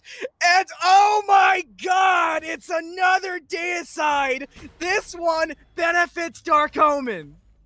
Yeah, this time, Ibba being the one taken out of the equation at the beginning of the fight. And once again, another team fight that Flourish takes near that left-hand Phoenix without Ibba. And once again, it goes the way of Dark Omen. It seems like that this story keeps on repeating and repeating when it comes to Ibba not being in a team fight, the team fight going the way of Dark Omen. And this bird might be going their way as well, but especially with minions pouring in, but Ibba's back up. Defender of Olympus used on Ibba as he goes in. He finds a knock-up and a kill on Henergy. He gets a double on the TomCat, and they're going to chase down the Achilles together. They defend their Phoenix. It couldn't be dropped by Flourish. The taunt follows on Jibuno, but he's fighting with all he's got. The Fatal Strike is good to get away, but they still won't give it up. At this point, he's just delaying, and he's delaying beautifully so. The Achilles dropped everything possible, did what he could, but does not get away. That's 3 more kills for Ibba, already on a killing spree after the respawn. 24 and 2 on the Pele. Remember when when 4 members on Flourish had Fire Giant, and then now no one has it? Swagga going up, looking for someone. Not too sure who he's looking for. He sees Ibba. Ibba's on the shield buff. Swagga gonna go for the land. He finds the land, gets the combo, gets good damage. Ibba couldn't respond in time, and Swagga picks him up. That's a big kill for the Thor. He certainly makes it known he got the kill. 33 minutes around the corner, and Flourish and Dark Omen are in a heavyweight match. Yeah, I believe Ibba's beads were still down because elected to use them on that Phoenix defense when diving in 1v3 and then Defender of Olympus on top, and potentially, I mean, they're off cooldown now, but if I remember correctly, they were just used not too long ago. So, but an unfortunate death for Ibba right there, and you got to be feeling yourselves as we just witnessed. If you're Swagga getting a solo kill on the biggest thorn in your team's rear end that you have ever seen, being Ibba on this Pele. Let's try to figure out what's going on, where we're at. 33 minutes, 24-34. Momentum is, I don't know. Your guess is probably as good as mine. You take yours. I'll follow you. Dark Omen has the aggression currently, and Sun, my question to you, because I have to try to find something to ask you about, is Swagga has been a huge thorn in the side, but Achilles keeps going unnoticed. And you've mentioned the lack of Ibba in team fights, but he's still getting kills. How can you change it up? It might have to wait. It will have to wait because they just want to fight, son. Nikola gets a taunt onto 2. Swagga gets a kill onto Nikola, though. First stepping so far, but the volcanic lightning damage is really good onto Desto, and Ibba finds that one. ThockManJones finds a kill, finds 2 kills, and Flourish are no way gonna chase this out, but they get 3-man stunned by Swagga, but ThockMan's able to turn it and gets the triple out of the 4-man stun from Swagga. Won't be another deicide, but that was as close gets to Flourish being blown up. I don't even remember my question anymore. I'm going to be honest, I don't remember it either. What Swagga being on the lowest of low HPs and diving in with Anvil of Dawn, looking for that kill, looking for as many kills as he can to just buy as much time as he can because he knew that EFG is up and that was something that they were going to elect to pick up. And I don't know if Swagga's Aegis was up, but that's the Aegis that explodes and does damage. I believe that's the Aegis of Judgment, if I'm not mistaken. And I don't know if that was up right there, but if he managed to get that Aegis off and use that damage, he probably got a triple kill right there. This game's been full chaos. We might see more. Fire Giant started by Flourish. Jibuno stepped in the pit, but may have stepped in early. Ring comes out too. And Flourish actually might have caught the Achilles in a bad spot. Stun no good. Slam real good. POWAAAAHHH finds the kill on Achilles. But that bought time. And Dark Omen's on the way. Oh no. Flourish is on the Fire Giant. Dark Omen sprinting there. They've got 3 around. Dark Pillars up. Snipe comes out. Fire Giant let go from Flourish. They step out of the pit. In the back line, Anime looks for TomCat. Flourish trying to get back to Anime to help out on the found backline, but they couldn't get there. But the 2-man taunt is good, and ThockManJones gets the kill onto Swagga. Could be more. Desto got a return on Anime and had alternate timeline up, so he gets to use Blast Off to get away. But the taunt and Henergy was real good. POWAAAAHHH got Desto. Double kill for TMJ. Triple kill again for the ADC of Flourish, and it's another deicide. When will it end? When will one of these teams get a deicide where the other team can just end the game? This is absolutely crazy. Just the amount of back and forth between these teams. And again, like, this is week 1 of Godlike division and all other divisions we're here in seeing SDL. these 2 teams in the playoffs. And even with the 2 subs, son, we're seeing them in the playoffs. This is absolutely crazy. Yeah, even with 2 subs, Flourish have been looking phenomenal, and they have 2 subs on their team. And Desto overpowered. Yeah. So this bird is as good as gone right now, and Flourish taking the first bird of the game, and Jibuno unfortunately not able to clean up any kills on that. Or is he? He's walking at him. He's running him down, and he's got the blink available. There's the blink forward. He gets the shield, but it only finds ThockMan. Gets the execute, but it gets stopped. Gonna chase far. Gonna find it and shut down ThockManJones. Jibuno decided he had his mind set on it, and he went for it and found it. That's a big pickup for the Achilles. Couldn't find all 3, but they only lost 1 Phoenix. And I got nothing. Swagga in the sky too, just for good measure. But gonna be short of finding anyone and just go for the retreat after. So we actually have a second to breathe. So that's kind of cool. We can take breaths this game? I thought it was just I thought it was just gas, and whatever energy. I'm almost you out of water. Yeah, I was thinking the same thing too. But I mean, Fire Giant being looked at now for Dark Omen, and it's already down to half. But Flourish is already jumping in the pit with Dark Omen, but Anime got silenced and got absolutely decimated and completely wiped off the map. Fire Giant down to a quarter, defense being played from Jibuno and Swagga 3 on fire. The wall should be plenty, and Dark Omen will get that Fire Giant. EFG goes to the boys in blue with some streaks of purple, and Flourish can only look to the oncoming onslaught of Dark Omen, and 43 kills for Flourish, 30 for Dark Omen. The general vibe of this game is just damage and fighting. And Dark Omen step up to the Phoenix, and I don't think it's going to take long at all, son. Oh, it doesn't. I didn't even have time to say anything to you because there's a 3-man taunt, but Ibba goes in the back line and finds one onto TomCat. Dark Pillars was really good. Henergy, though, can't get back to Desto to help him out. Swagga's doing work in the back. Double kill for Ibba, but Jibuno had too much damage for the Pele to handle. Slam down from Swagga on top of POWAAAAHHH, and on the double tap, we'll find the kill onto the Agni. Dark Omen and Flourish 3-2. The Phoenix is the next target. Taunt from Nikola onto Desto, but TMJ and Anime were not there to follow up. So Dark Omen don't get a bird. Somehow, Anime goes aggressive. Desto has home sweet home up. Swagga from the side. He goes in and finds an opening to delete TMJ. But the wall from Anime should be enough to save the Phoenix longer. I don't know anymore, man. I got nothing! This is just absolutely crazy. It feels like a wave after wave of players just keep on throwing themselves at each other, and they keep on dying, and the kills keep on going their way. But if you look, the Titan's down to half for Dark Omen, and they might be losing another member with Fire Giant. The execute from Jibuno's good onto Nikola, which puts 67 seconds on the clock before Flourish have a support. Now they've got TomCat back up to push the mid lane that Sun was just talking about, but Desto and Jibuno are still sitting at the Phoenix, and they're still pushing at the Phoenix. Ibba is the first person to spawn to make these two lunatics back up, but they're still fighting. Anime goes forward. Ibba's falling behind him. Jibuno's gonna split off from Desto, and blast off should speed up to get away, but no, it's not. Ibba's there, gets the two-man knockup, and now the ring comes out. Volcanic Lightning is good. It's a double for Ibba, but the snipes from Tomcatt find Ibba. Are you kidding me?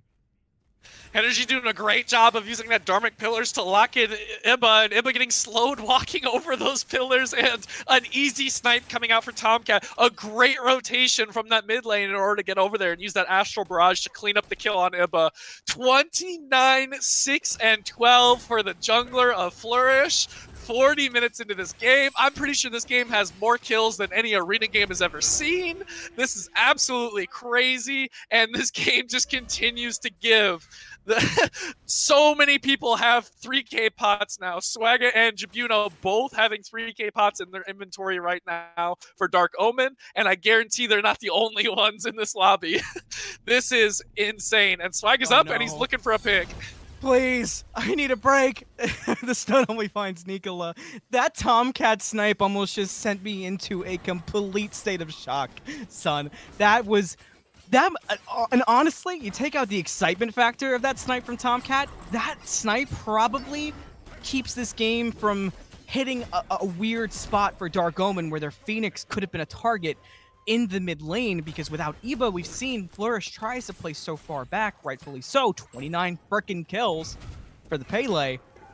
But at this point, there's always a saying of something has to give, right? At this point, I don't know what has to give for either team. I mean, it's as simple, I guess, as everybody has to kill everybody, and whoever does it first will win the game. I got nothing else, nothing more fancy than that. That's not even what could happen. I mean, we've seen how many deicides this game from both sides. Even if you get all the kills on one team, it doesn't seem like the game is going to end. So, all right, 42 minutes, 35-48. Dark Omen Flourish, 2 Titans. Not the first time I said that, it won't be the last. Ward coverage favors Flourish. Jibuno steps around the right side, but there's a lot of members of Flourish lurking. They could look to make a play happen here. Anime goes in, but Anime gets stopped before he could even drop his wall down, and Tomcatt got the credit. Henergy goes aggressive afterwards with Dark Pillars, looking for ThockManJones, but the snipes from Tomcatt just need to hit one, but they're a bit short. He couldn't find it on TMJ, so that means TMJ is still up. Ibba goes in the back line and finds a kill on a Tomcatt, but Swagga teleports in with the hammer and finds a kill on an Ibba, and Dark Omen are going to step up, and they're going to chase Flourish down the solo lane. Nikola's taking on 2 for Power to get away. Past defender of Olympus, Power going to get away, but Flourish just have 2 people up. 42 minutes, look at the respawn times. That's 40 seconds. Dark Omen could look to go for it. A lot of Oni minions pushing up all the lanes for Dark Omen, and it looks like they're going to be able to take at least this mid-bird. And finally, a little bit of an answer back from Dark Omen when it comes to breaking down the defensive base of Flourish. And they might not be done yet. They got a full minion wave right here, and they're looking at the second bird. Jibuno's going in the back line. He's looking for Powa. Powa got stunned out. Aggression comes out from Swagga, but he couldn't find it. He has Anvilved on, but might have to use it for safety now. He got so low. Can't even find a good landing spot. The Phoenix will fall, however, to Dark Omen. So Flourish now out 2 Phoenixes. They were in this state last game, and they were in a lot worse spot. 43 minutes on the clock. At this point, son, I don't know what's coming next. I mean, do you have a guess? Because there's no more analytics at this point. At this point, it's just gut feeling.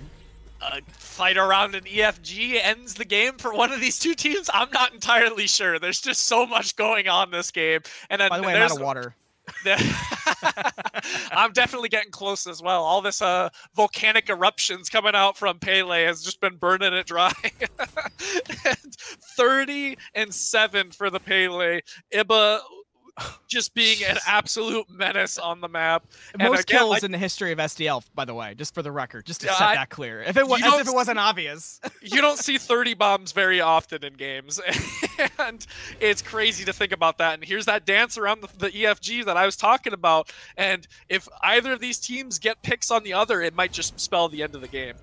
Hang on tight. Swagga already looked for Ibba. Got nothing more than poke. Didn't find a stun with the Anvil of Dawn. But Ibba got too aggressive and Swagga made him pay with the help of Tomcatt and the snipes. Flourish and Dark Omen. This could be the last fight because they're both all hitting. And so far, Dark Omen's getting the better of it. TMJ gets dropped by Desto. Next up could be Anime. Will be Anime.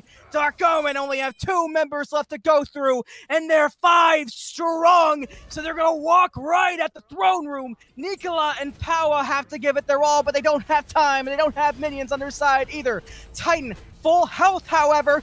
Damage good from Rainfire. Swagga 2 poked out to go in. Titan half health. Dark Omen all in the pit. Flourish on the defense. POWAAAAHHH gets 1 kill on the Swagga. That's 1 down. 4 still up on Titan. Titan below half. 25% health. Flourish still holding. It's a double kill for Power. Tomcatt got Nikola. Triple kill for Power. It's another deicide, and that's the one that matters. Dark Omen take the set.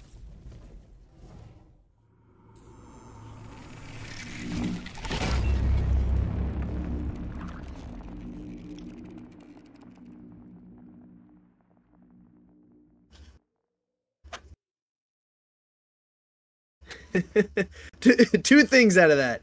One, I need that animation. Yeah, just two right now. Maybe 3. I need that animation. Anthony, I can feel your headache. I was as hype as you, but maybe you were a little bit more, so I feel your headache, man.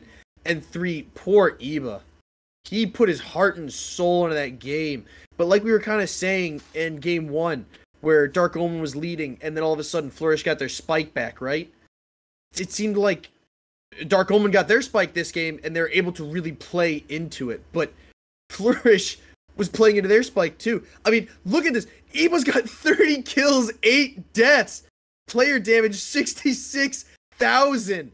It's criminal that he couldn't find a victory in this.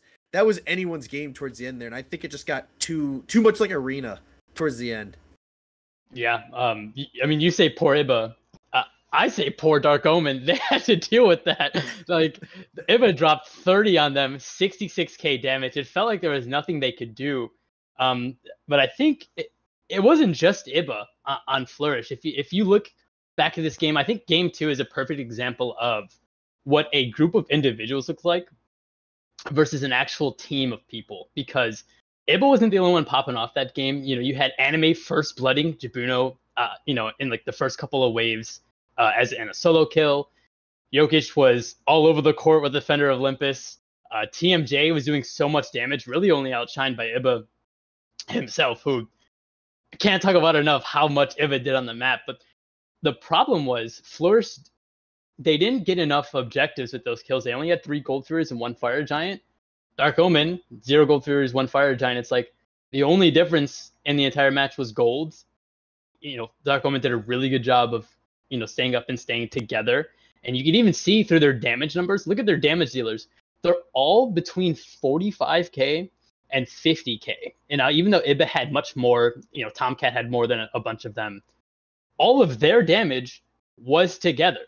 So you could really see, especially once you get to the later stages of the game where Dark Omen could catch up to Flourish, where that game went wrong. It was just because they played better together rather than better by themselves. And not to take anything away from Flourish, because even towards the end of the game there, they were fighting for their lives. And Dark Omen really just wanted to commit to it. And you can hear it in Anthony's voice alone, just how crazy everything was. Poor guy couldn't catch a breath. Both teams were just fighting so much and fighting so well. And each time there was a deicide, each team was only kind of left with so many, maybe 2 teammates who really couldn't do much after that. So each fight was just such a bloodbath for each team, and it was just amazing. But we got a treat for you guys. We got an interview with the Dark Omen, so we're gonna toss it over to Suun on an interview. Hello, everybody, and all of you STL fans. My name is Suun, and I'm here with TheTomcatt, ADC for Dark Omen.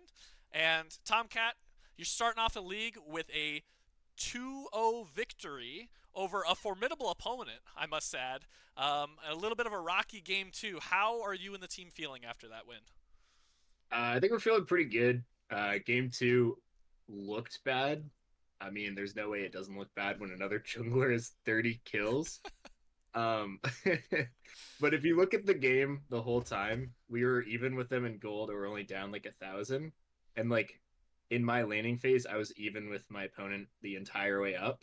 So really, it was just about a matter of pushing the game to a point where it didn't matter anymore. And it was fine. That's all we did. We just delayed it out and won the game. It's kind of what this meta is all about, just delaying. So we're feeling good. We're feeling fine. Yeah, absolutely. It was quite a long one for that last one. And how do you feel that the team is really meshing right now? I mean, you've only really played with Swagga a whole lot. So now that you've got a few new players on your team, how are the teams meshing together and with all these differing play styles? I think it's pretty good so far.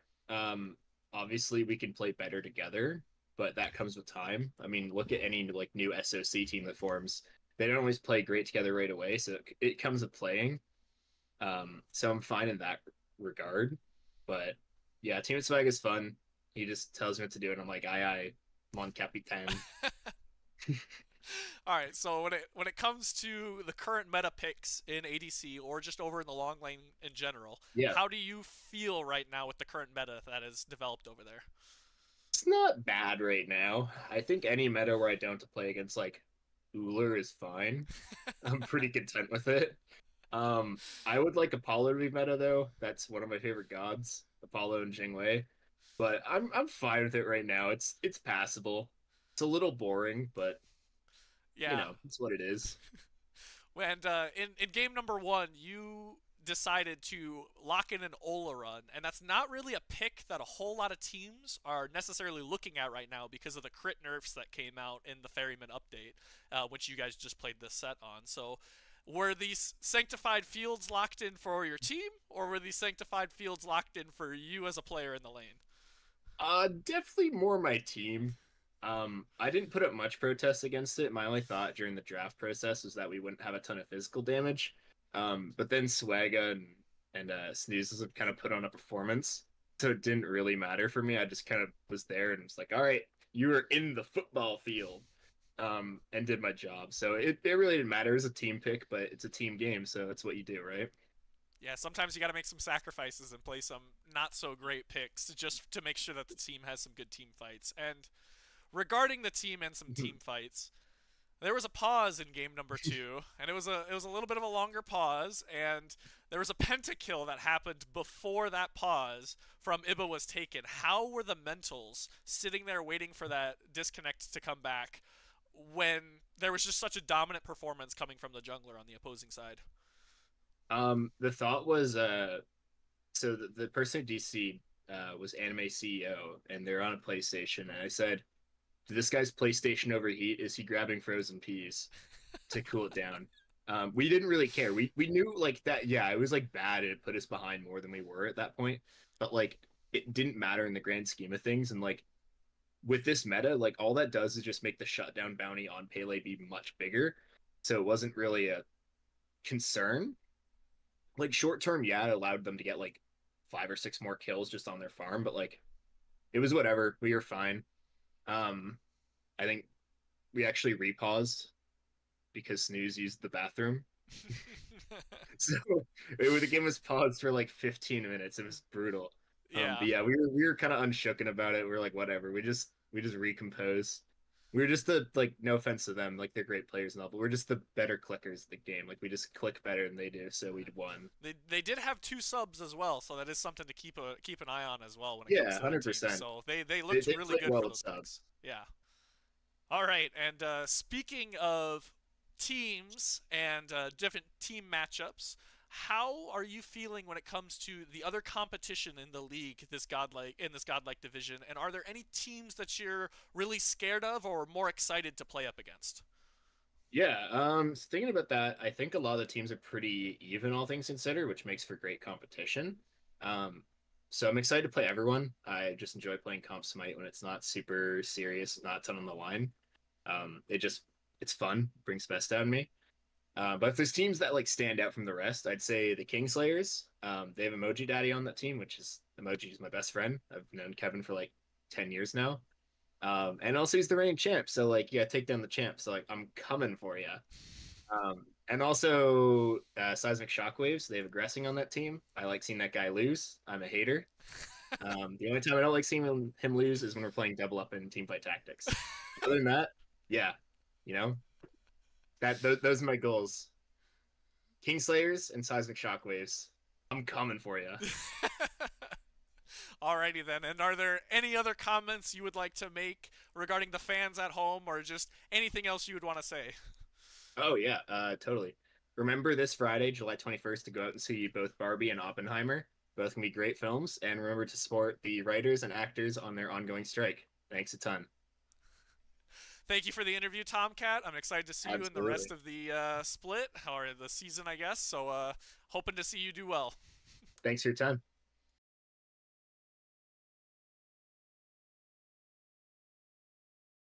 Always fun getting into the minds of some of the players, kind of seeing what they're thinking, especially in that game too, which was so chaotic, and trying to find a way to deal with the early pentakill and that extended pause. So it's definitely nice to see how some of these players are thinking in the heat of the moment. Yeah, I mean, especially to win it so late. I mean, that's the earliest pentakill I've ever seen. It might. I know it's the earliest in SDL. It's got to be earliest like SPO. Like I don't think there's an earlier pentakill out there. It might be the earliest ever. We got to get that checked. Just an insane play and insane mental fortitude from Dark Omen. You know, there's a reason I'm a caster, not a player, and it's because if that happened to me, I would not be in the game still. I would be 20 minutes discouraged, later, yeah. I would be gone. Yeah. I'd be gotta- running it down. Yeah, I'd give him another one. this stinks. But credit to Dark Omen for managing to pick it up, and congratulations to them for a job well done. Thank you all for joining us for this set we have here. I'm Gearchief. Next to me is Suun. In game we had, next to me is DivineApe. Excuse me. No, Anthony, I'm actually Suun. Anthony and Suun were casting in game, and on camera we have NoobLet. Once again, thank you for joining us, and we shall see you next time in the SDL.